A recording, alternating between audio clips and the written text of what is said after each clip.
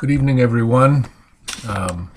As will be the case throughout the semester, I'll be recording a video sometime, usually Thursday evening, maybe on Friday, summarizing what we've done during the week as well as I can, with some additional comments, and then also providing some introduction to this coming week. I have to say, I posted, I guess, on Monday, and there's really been a wonderful set of responses throughout the week for this course. And I think that you really did get this article by J.L. Mackie on God and Omnipotence, or Evil and Omnipotence, as well as the introduction to Crenshaw's book. Both of these essays provide a kind of introductory framework for us as we move through the course. And as I said, they provide two different ways of engaging the material. The Mackie, as all of you saw, was from a philosophical, abstract, logical perspective, taking these three propositions and saying that it's really hard to figure out how they can coexist, how they can exist together. If God is omnipotent, God is benevolent, then how can it be that evil exists? And we will see throughout the course that philosophers throughout history have responded to the problem of evil essentially by eliminating one of those three propositions.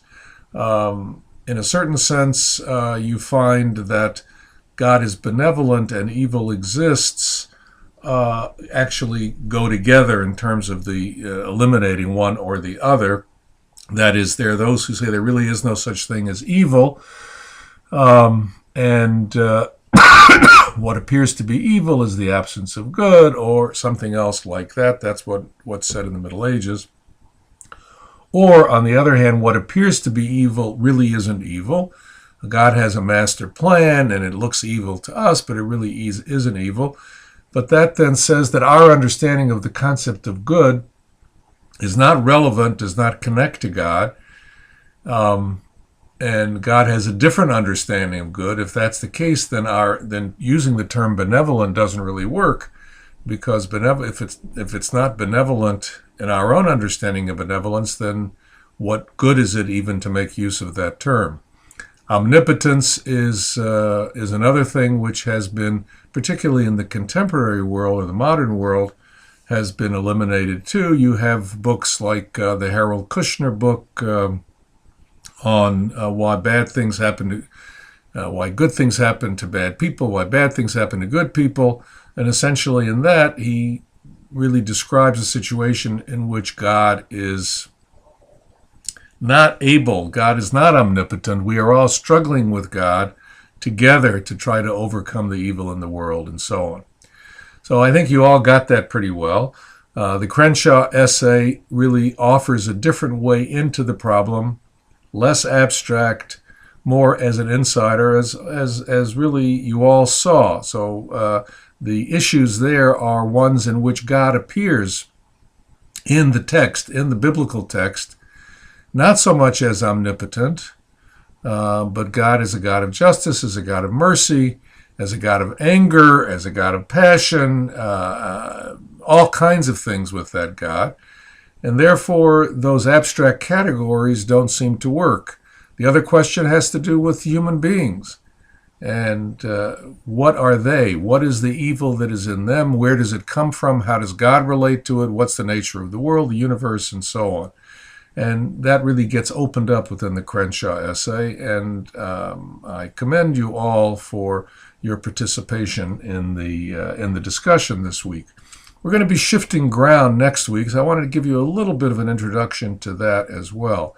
Something a little bit different that I haven't done so much. We will be starting with our Chevruta study, probably not next week, but if we can, maybe we will, and then the following week. That is, finding a way for two pairs or three of you together that will be finding an hour a week to study texts, either in the Hebrew or in the English, and dealing with these texts that have to do with the issues of the problem of evil. For this coming week, we will be doing a kind of Chevruta, not so much in synchronous time, in real time, but rather in asynchronous time through postings. And what I've done is to create 3 or 4 person groups in the discussion so that you'll be able to write and post to each other, but not having to deal with all of the students in the class. We have 14 students. That becomes a little cumbersome sometimes. So for this coming week, you'll be involved with a smaller discussion group of 3 or 4, and you'll see how it works on the website itself. The other thing that I've done this week is ask you to read the book of Genesis. I assume many of you have read the book already, but this time I'd like you to read it with thinking about this idea of the problem of evil, issues of sources of evil, question of the nature of God, God's relationship to the world, God's relationship to the bad things that happen in the world, our relationship to God with regard to this, and so on. How do things work out? Does it appear that justice always reigns? What is justice? Is God just? Is human beings just? All of these questions emerge as you look at the narratives in the book of Genesis. So what I've asked you to do for this coming week is to read through the book and make a list for yourself. It's not something that you need necessarily to post, of all of those areas, narratives, and so on, which you think might have some connection to the issues that we've already been talking about in the first week with regard to the nature of the world we're in, the nature of the good and the bad, the evil, human aspirations, God's connection to all of this, and so on. But the task will be within your discussion group to select 3 or 4 texts within the book of Genesis.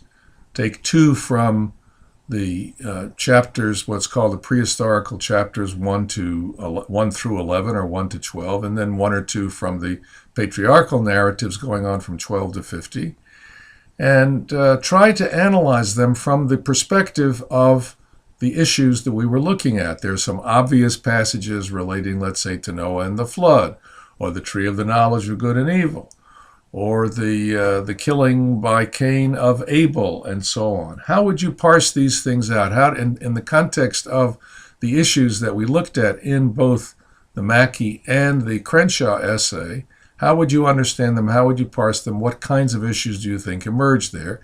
And I provided some guidance a little bit in terms of the kinds of questions that you might be asking. And no secondary sources to read for this week.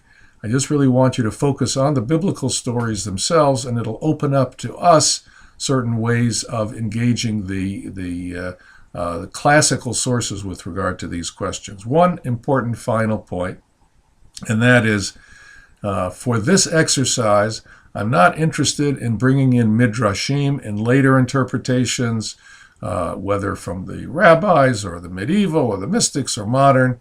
This particular assignment has to do with the pshat, with the simple meaning of the text, the literary readings of these and so on, without making use of later interpretations that come, as I say, in the rabbinic materials and later on. Try to stick just to the text itself. So have a good week, and I'll be looking forward to reading your responses.